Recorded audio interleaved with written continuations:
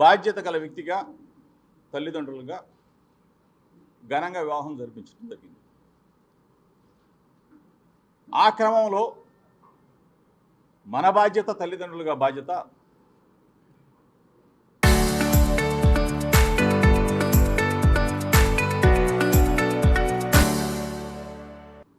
కుమారుడికి పెళ్లి చేస్తే చక్కగా ఉంటాడు, అందరం బాగుంటాం అని అందరూ కూడా, అన్ని కుటుంబాలు కూడా భావించేది. ఈ క్రమంలో నా కుమారుడైన రాజీవ్ మేఘన్కి పెళ్లి చేయటం, ఘనంగా జరిపించడం, దానికి అందరిని కూడా ఆహ్వానించడం కూడా జరిగింది. ఈ క్రమంలో వాళ్ళిద్దరి మధ్య వ్యక్తిగత విభేదాలు అవ్వచ్చు, పొరపక్షాలు అవ్వచ్చు, లేకపోతే చిన్న చిన్న భేదాభిప్రాయాలు అవ్వచ్చు. ఇది దురదృష్టకరమైన సంఘటన. ఏ తల్లిదండ్రులైనా ఏం కోరుకుంటారు? ఈ రోజు వరకైనా సరే, ఎప్పటి వరకైనా సరే కలిసి ఉండాలనే కోరుకుంటారు తప్ప ఎక్కడా కూడా చిన్న పొరపాటు కూడా తల్లిదండ్రులు చేయరని నేనైతే నమ్ముతాను. అదేవిధంగా మేము భావించాం. వాళ్ళ మధ్య సఖ్యత కుదర్చడానికి అందరం కూడా ప్రయత్నం చేస్తాం. మేము కూడా అదేవిధంగా చేసాం. ఈ క్రమంలో వారి మనస్పర్ధలు, వారి మధ్య పొరపక్షాలు పెరగటం, తద్వారా రాజీవ్ 8/2/2026 8వ తారీఖు 6వ నెల 2026 డైవర్షన్ పిటిషన్ అంటే విడాకుల కోసం ఆయన 6వ నెల, దయచేసి మీడియా మిత్రులు దీన్ని గమనించమని చెప్పేసి, రాష్ట్ర ప్రజలకి అందరూ కూడా తెలియజెప్పమని చెప్పేసి మాత్రం భావిస్తాం, కోరుతాం. 6వ నెల 8వ తారీఖున డైవర్షన్ పిటిషన్ రాజీవ్ ఫైల్ చేయడం జరిగింది. దీనికి సంబంధించి ఇది ఈ దరిమిల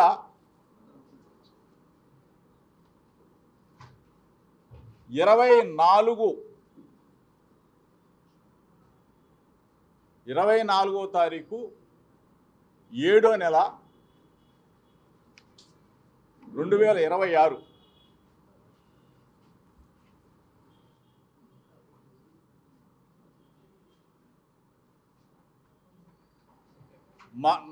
మా కుటుంబం మీద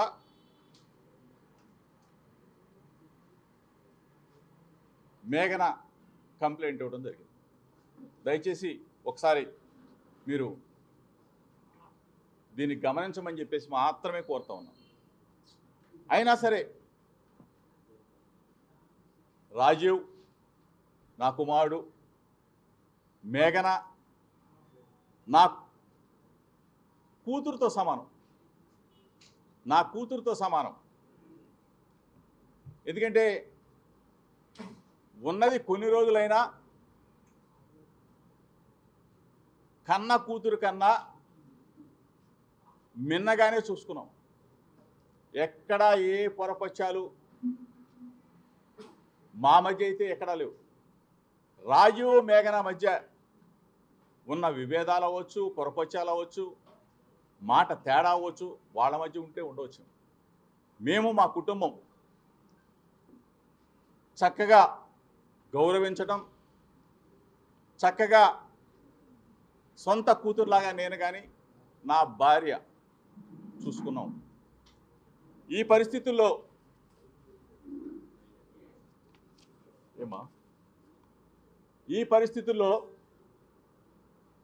వాళ్ళ మధ్యన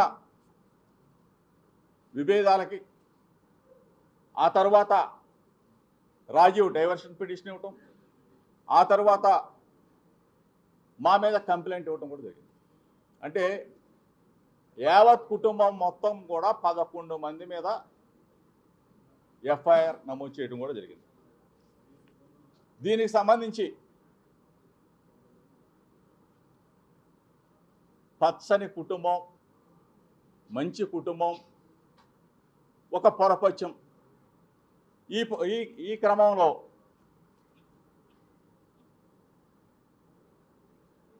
కొంతమంది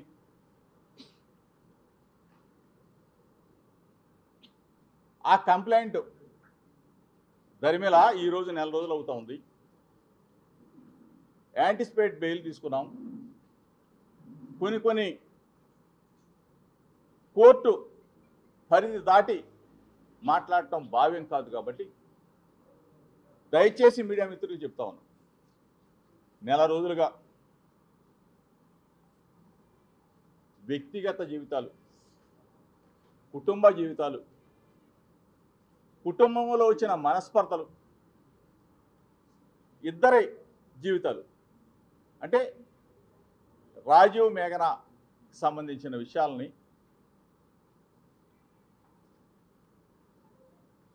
ఎంత అడ్డగోలుగా, మనసుని క్షోభ కలిగించే విధంగా, మానసికంగా చంపేసే విధంగా కొన్ని, అందరినీ అంటలా దయచేసి, కొన్ని మీడియా ఛానల్స్, కొన్ని పనిగట్టుకొని యూట్యూబ్ ఛానల్స్ నెల రోజుల పాటు మా కుటుంబం మీద వ్యాపారం చేసుకున్న కొంతమందిని అడుగుతా ఉన్నాను, ఇది మీకు భావ్యమా అని అడుగుతా ఉన్నా. మీకు పిల్లలు లేరా అని అడుగుతా ఉన్నా. మీరు పెళ్ళిళ్ళు చేయలేదా అని అడుగుతా ఉన్నా. మా మీద కేసు పెట్టిన మేఘనమ్మకు కూడా తెలుసు, ఆమె మనస్సాక్షికి కూడా తెలుసు, తండ్రిలాగా ఏ విధంగా చూసుకున్నానో, తల్లిలాగా నా భార్య ఏ విధంగా లాలనగా చూసుకుందో, నా కూతురికి గోరుముద్దలు పెట్టినట్టు ఏ విధంగా గోరుముద్దలు తినిపించిందో ఆమె మనస్సాక్షి కూడా తెలుసు. అయినా సరే ఎఫ్ఐఆర్కి సంబంధించిన మీరందరూ కూడా చూస్తుంటారు. అసలు ఆ ఎఫ్ఐఆర్కి సంబంధించిన కంటెంట్ను ఒకసారి మీరు కూడా చూస్తే, మత మార్పిడి అంటే ఎంత ఘోరమైన, నా భార్య బైబిల్ చదివితే తప్ప అని అడుగుతాం, యేసుక్రీస్తు బోధనలు వింటే తప్ప అని అడుగుతా ఉన్నా. మేము తిరుమల వెంకన్న దగ్గరికి వెళ్తాం, శ్రీశైలం మల్లన్న దగ్గరికి వెళ్తాం, అమ్మ కనకదుర్గమ్మ దగ్గరికి వెళ్తాం, కాశీ విశ్వనాథన్ దగ్గరికి వెళ్తాం, యోగా హోమాలు చేస్తాం, అన్నిట్లో నా భార్య పాల్గొంటుంది. అంటే ఎక్కడైనా ఫలానది చెయ్యకూడదని చెప్పేసి మన రాజ్యాంగంలో ఉందా అని చెప్పి అడుగుతాం. అంటే నేను ఎవరిని కించపరిచి, అంటే ఒక మాట ఆ పాప చెప్తే దానిని చిలవలు పలవలుగా ఫేక్ వీడియోలు, ఫేక్ ఆడియోలు ఏఐ ద్వారా సృష్టించి ఈ విధంగా చేయటం మీకు న్యాయమా అని అడుగుతా ఉన్నా. మానసిక క్షోభ గురి చేసి వ్యాపారం చేసి ఆ వ్యాపారంతో అన్నం తినటం మీకు ధర్మమా అని అడుగుతా ఉన్నా. దయచేసి అసలైన వాళ్ళని అడుగుతా ఉన్నా. ఐటీడీపీ, ఇన్ఫర్మేషన్ టీడీపీ, ఏమయ్యా ఇన్ఫర్మేషన్? ఐటీడీపీ అంటే తెలుగుదేశం పార్టీకి సంబంధించిన వెబ్సైట్. దానికి సంబంధించిన జాతీయ అధ్యక్షుడు చంద్రబాబు నాయుడు గారిని అడుగుతా ఉన్నా. దానికి సంబంధించిన వర్కింగ్ ప్రెసిడెంట్ నారా లోకేష్ని అడుగుతా ఉన్నా. ఏమయ్యా మీకు న్యాయమేనా? మీకు ధర్మమేనా? అసెంబ్లీలో అన్నారో లేదో తెలియదు కానీ కింద పడి ఏడ్చి గిలగలా కొట్టుకొని ముసలి కన్నీరు కార్చి ఆ రోజున మీకు అనిపించలేదా? ఆ రోజున నా భార్య కూడా బాధపడిందే, అసెంబ్లీలో అన్నారని చెప్పేసి నన్ను కూడా నిలదీసిందే. ఇంత ఘోరంగానా? ఐటీడీపీ, మీ చెప్పు చేతల్లో ఉన్న ఐటీడీపీ చంద్రబాబు నాయుడు గారు, లోకేష్ సమాధానం చెప్పాలా. నెల రోజులు వ్యాపారం చేసేసారే, నెల రోజుల పాటు ఏ వీడియోలు సృష్టించారే, నెల రోజుల పాటు మా కుటుంబాన్ని మానసికంగా క్షోభకు గురి చేశారే. ఇది న్యాయమా? ఇది అంటే మీ కుటుంబాలేమో కుటుంబాలా? మా కుటుంబాలు కావా చంద్రబాబు నాయుడు గారు? నిన్నంటేనేమో అన్నారో లేదో తెలియదు, గిలగలా కొట్టుకొని ఏడ్చి బయటకు వచ్చావే. మేము దయచేసి అడుగుతా ఉన్నా, ఐటీడీపీ ద్వారా వ్యాపారం చేశారే, ఐటీడీపీ ద్వారా తెలుగుదేశం పార్టీ ద్వారా కొన్ని ఛానల్స్ని హైయర్ చేసుకున్నావే, హైయర్ చేసుకొని నెల రోజుల పాటు పీఆర్పీ రేట్లు పెంచుకొని నా కుటుంబం మీద వ్యక్తిగతంగా వ్యాపారం చేసి అన్నం తింటున్న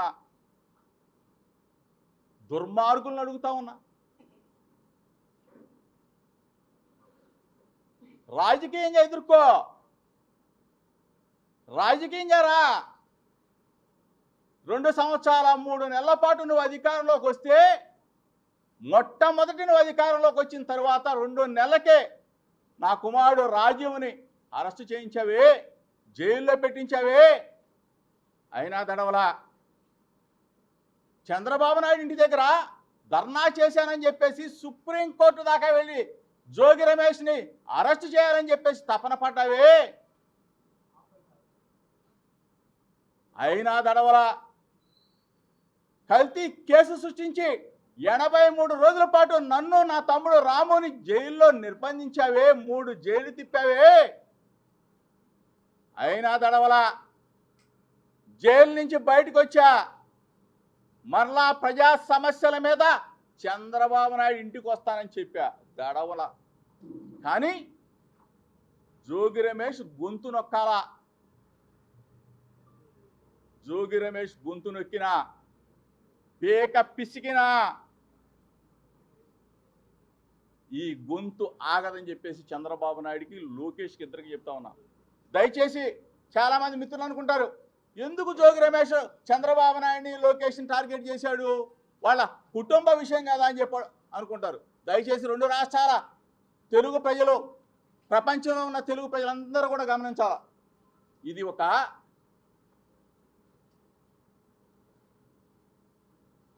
కథ, స్క్రీన్ ప్లే, డైరెక్షన్, యాక్షన్ అందరూ కూడా ఎవరనేది ఈ ప్రపంచానికి తెలుసు.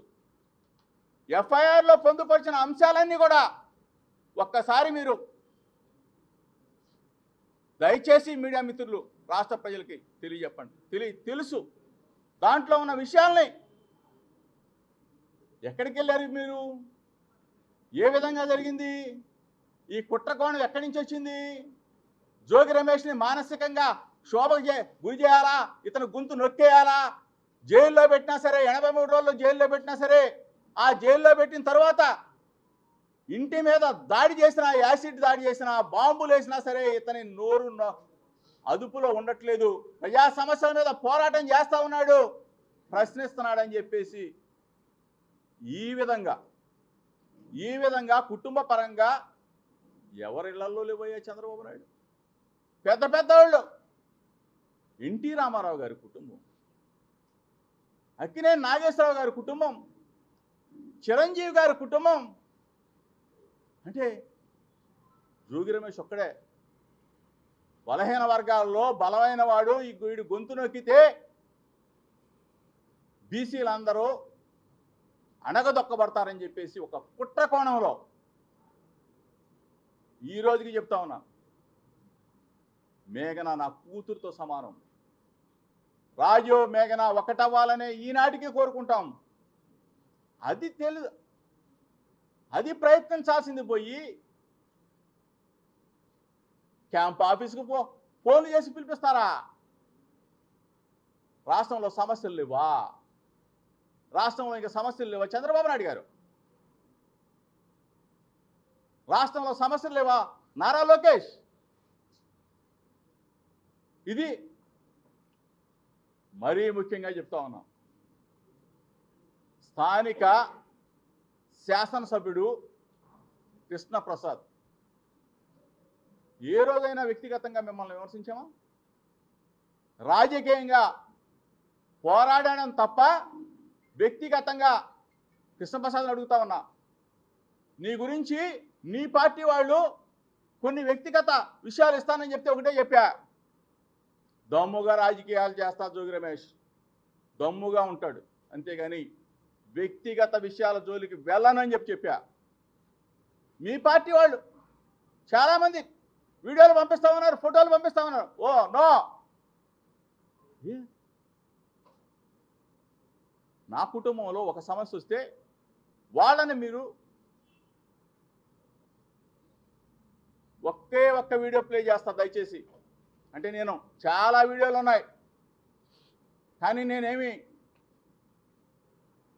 కొన్ని పరిధులు ఉన్నాయి కాబట్టి, నాకు కూడా మనస్సాక్షి ఉంది కాబట్టి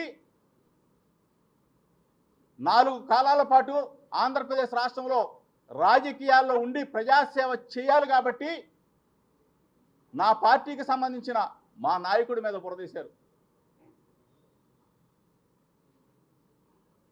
మా లీడర్ జగన్మోహన్ రెడ్డి గారిని కూడా ట్రోల్ చేశారు, మా వైఎస్ఆర్ కాంగ్రెస్ పార్టీ కుటుంబ సభ్యులు జోగి రమేష్ తప్పు చేశాడేమో, జోగి రమేష్ కుటుంబం తప్పు చేసిందేమో అని చెప్పేసి మదన పడ్డారు. ఒకటే చెప్తా ఉన్నా, జోగి రమేష్ ఎప్పటికీ తప్పు చేయడు, మీ విలువల్ని విశ్వాసాన్ని కాపాడుతాడు, ఎక్కడా కూడా పొరపాటు చేయడు. మనస్సాక్షి మీద ఒట్టి చెప్తా ఉన్నా, దేన్నైనా ఎదుర్కోవడానికి సిద్ధంగా ఉన్నాను. ఒక్క వీడియో ప్లే చేస్తాను, చాలా వీడియోలు ఉన్నాయి.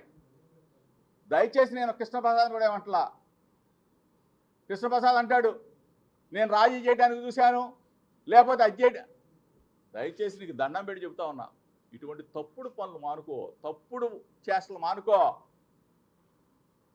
నువ్వు చేసిందేంటో, నీ దుర్మార్గం ఏంటో, నీ ఆఫీస్కి వచ్చిన తర్వాత నీ ఆఫీస్ నుంచి ఎక్కడికి వెళ్ళారో, ఎఫ్ఐఆర్ ఎట్లా కట్టారో, ఏ విధంగా నువ్వు దుర్మార్గానికి ఒడిగట్టావో ఒక్క వీడియో.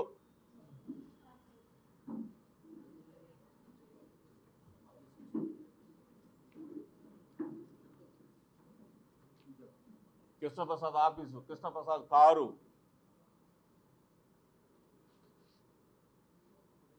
వాళ్ళు నా కుటుంబ సభ్యులే. ఇంతకన్నా ఇంకేమన్నది, ఇంతకన్నా నిదర్శనం ఇంకేమన్నా కావాలా అని అడుగుతా ఉన్నా. మీడియా మిత్రుల ద్వారా దయచేసి మీకు చేతులెత్తి నమస్కారం చేస్తా ఉన్నా. ఇంత దిగజారుడు రాజకీయం అవసరమా? ఇంత కుటుంబాల్లో కలహాలు పెట్టి, చిచ్చులు పెట్టి, ఫేక్ వీడియోలు, ఫేక్ ఆడియోలు, ఏ డ్రామాలు అవసరమా అని చెప్పి అడుగుతా ఉన్నా. దయచేసి చంద్రబాబు నాయుడు గారు, దయచేసి లోకేష్ గారు, మీ వ్యక్తిగత జీవితాల్లోకి ఎప్పుడు మేము రాలేదు, రాము. మాకు మనస్సాక్షి ఉంది, మాకు దేవుడిచ్చిన మంచి కుటుంబాలు ఉన్నాయి. అంతేగాని ఈ విధంగా ఇంత దారుణంగా మీరు నెల రోజుల పాటు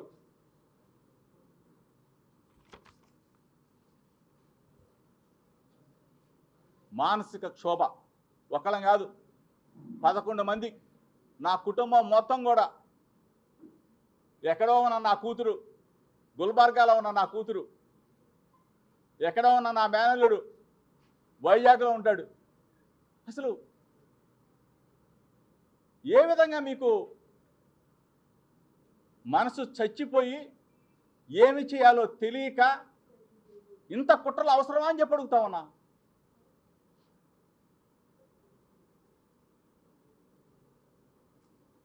దయచేసి మీడియా మిత్రులు, మనసున్నవాళ్ళు, మనస్సాక్షికి దగ్గరగా ఉన్నవాళ్ళు, మీరు కూడా బాధ్యత గల తల్లిదండ్రులు, నా వేదనని, నా ఆవేదనని, ఒకవేళ ఏదైనా కేసు పెట్టుంటే, కేసు పెడితే కోర్టు పరిధిలో ఉంది, కోర్టు చూసుకుంటుంది. కానీ కోర్టు కన్నా ముందే నెల రోజుల పాటు మీరు ఒక టీవీ ఛానల్ అడుగుతా ఉన్నా, దయచేసి నీకు మనస్సాక్షి ఉంది, నీకు భార్య పిల్లలు ఉన్నారు, నువ్వు ఈ విధంగా నెల రోజుల పాటు వ్యాపారం చేయటం, నీ రేటింగ్ పెంచుకోవటం, దాని ద్వారా సొమ్ము చేసుకోవటం నీకు అరుగుద్దా? నీకు నిజంగా దేవుడు చూస్తా ఉన్నాడు కదా.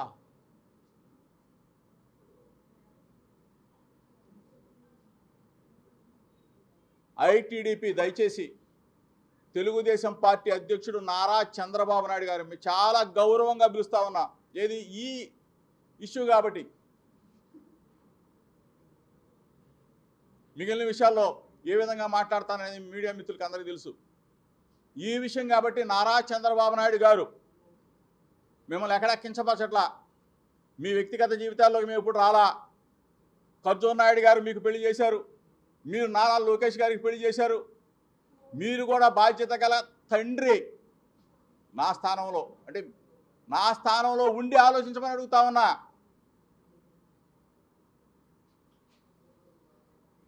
లోకేష్, నువ్వు కూడా పాపం పెనమలూరు మీటింగ్లో మాట్లాడావు, ఏదో కించపరిచే డైలాగ్ మాట్లాడావు, రెడ్ బుక్కుల గురించి కూడా మాట్లాడావు. నిన్ను కూడా గౌరవంగానే మాట్లాడుతా ఉన్నా. ఈ కేసుకు సంబంధించిన మీడియా సమావేశం కాబట్టి నిన్ను కూడా గౌరవంగానే మాట్లాడుతూ ఉన్నా. రెడ్ బుక్ అవసరం లేదన్నావు, ఓకే. రెడ్ బుక్ అవసరం అయినప్పుడు నన్ను 83 రోజులు జైలు పెట్టావు, నన్ను నా తమ్ముడిని, నా కొడుకుని రాజీవ్నికి జైల్లో పెట్టావు. నువ్వు వచ్చిన తర్వాత, మీ ప్రభుత్వం వచ్చిన తర్వాత 2 సంవత్సరాల 3 నెలల కాలంలో నా కుటుంబం మీదే పడ్డారు మీరు. నా ఇంటిని ధ్వంసం చేయాలనుకున్నారు, నా మీద హత్యా ప్రయత్నం చేయాలనుకున్నారు. ఇన్ని కార్యక్రమాలు చేసినా మీకు నా గొంతు నొక్కటం చేత కాలేదు, కాదు అని చెప్తా ఉన్నా. ఎప్పుడు కూడా ఈ గొంతుకి అడ్డు ఉండదు. ప్రజా సమస్యల మీద జోగి రమేష్ పోరాడుతూనే ఉంటాడు. నిత్యం జగనన్న వెంట నడుస్తాడు. వైఎస్ఆర్ కాంగ్రెస్ పార్టీ జెండా భుజాన వేసుకొని మోస్తాడని మాత్రం చెప్తా ఉన్నా. ఇంకోటి కూడా చెప్తా ఉన్నా, నెల రోజుల పాటు వ్యాపారం చేసిన మహా టీవీ వంశీకి చెప్తా ఉన్నా. పాపం కోర్టు పరిధిలో ఉంది, మనోడు ఆగలేకపోతా ఉన్నాడు. అంటే నా స్థాయిలో నేను మాట్లాడకూడదు, కానీ తప్పనిసరి పరిస్థితుల్లో ప్రజలు ఒకవేళ తప్పు మాట్లాడుంటే క్షమించాలి. అంటే ఏ విధంగా కించపరిచే చేస్తారు. ఒకళ్ళ మీద ఒక బురద జరిగినప్పుడు ఆ బురద నిజమా కాదా అని చెప్పేసి థర్డ్ పార్టీ, అంటే కోర్టు పరిధిలో ఉన్న అంశం కాబట్టి కనీసం తేలకుండానే దాని మీద డిబేట్లు పెట్టి పనికి మాలిన వాళ్ళని కూర్చోబెట్టుకొని మహా టీవీ వంశీని అడుగుతా ఉన్నా, వంశీ దీనికి న్యాయమా? నీకు ధర్మమేనా? నువ్వు అప్పుడు దాకా ఆగలేకపోతే రాజీవ్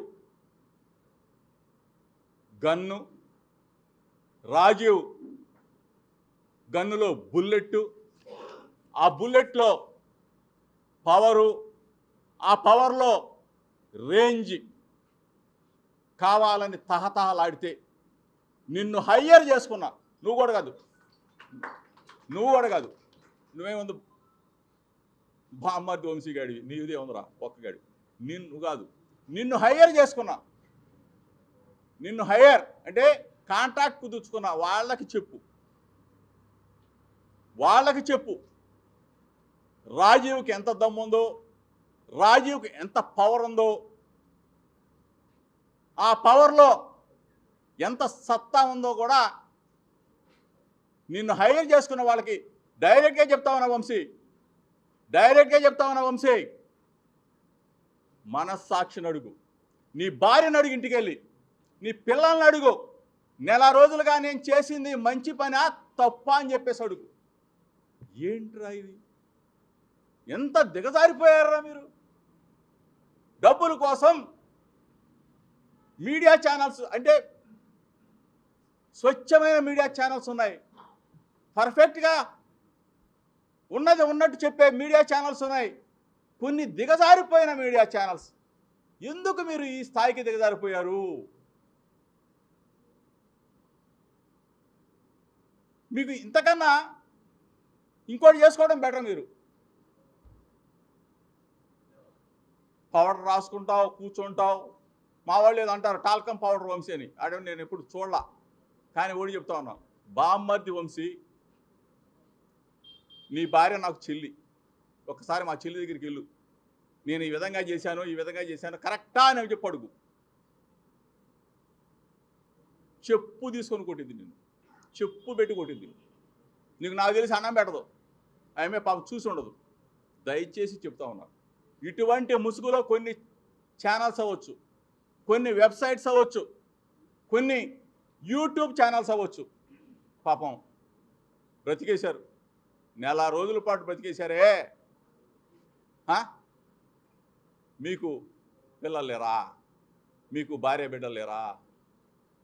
ఈ రోజుకి నేను కోరుకునేది ఏంటంటే, ఈ రోజుగా ఓ తండ్రిగా నేను అనుకునేది ఏంటంటే, మరలా దేవుడు అనేవాడు ఉంటే కరుణిస్తే ఇద్దరు ఒకటవ్వాలని చెప్పి నేను కోరుకుంటాను తప్ప ఏందిరా మీ బతుకులు?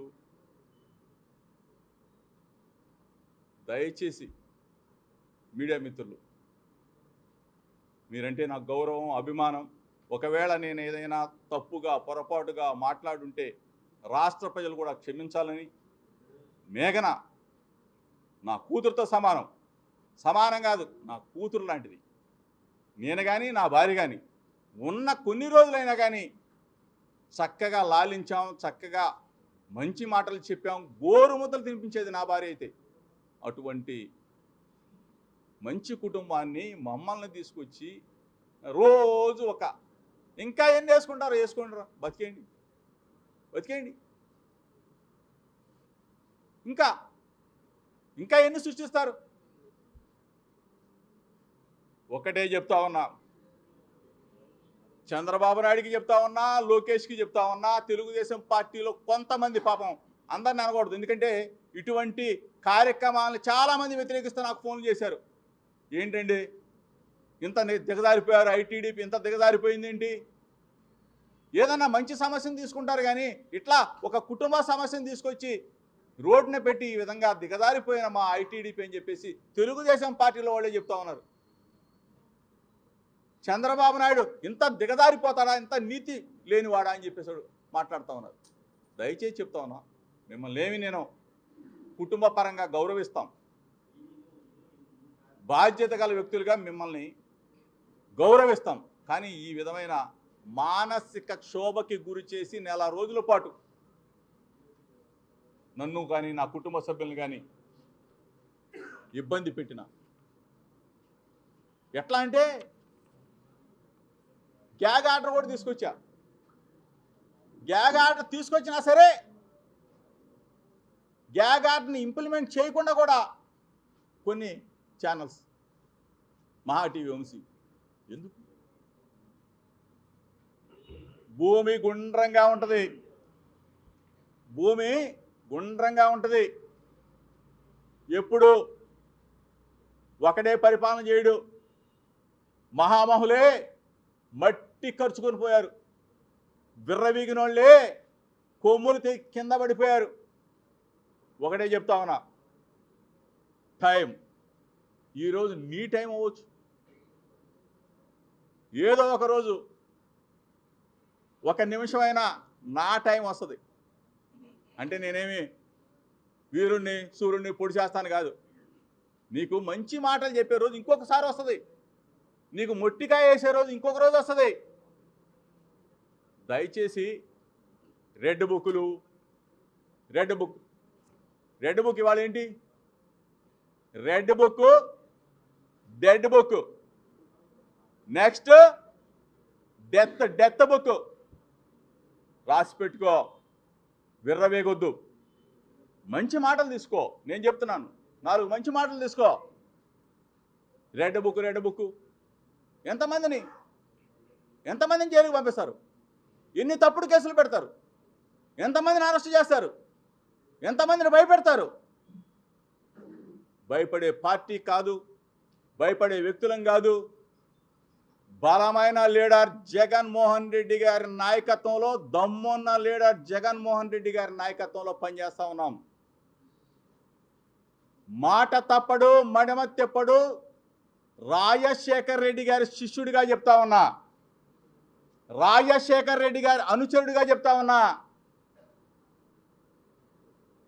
నా గొంతు నక్కలేరు. నా గొంతు నొక్కాలని చూస్తే చంద్రబాబు నాయుడు కానీ, లోకేష్ కానీ, ఇక్కడున్న కేడీ ప్రసాద్కి చెప్తా ఉన్నా, ప్రజలు మీ పేక నొక్కేస్తారు.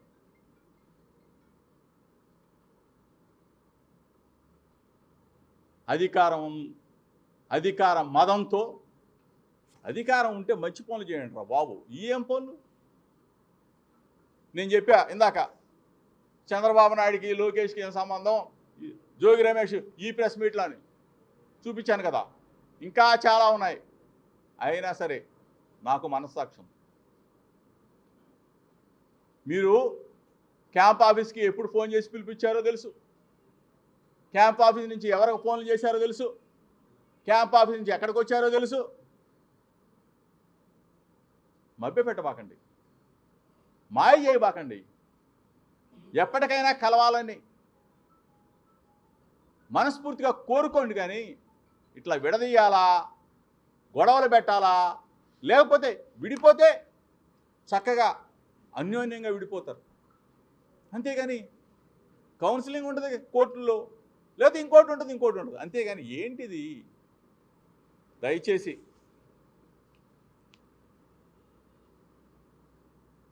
ప్రేయర్ చేసుకుంటే తప్ప, ప్రార్థన చేసుకుంటే తప్పేంటి, బైబుల్ చదువుకుంటే తప్పేంటి, భగవద్గీత చదువుతాం కదా, ఖురాన్ చదువుతాం, ఏంటిది?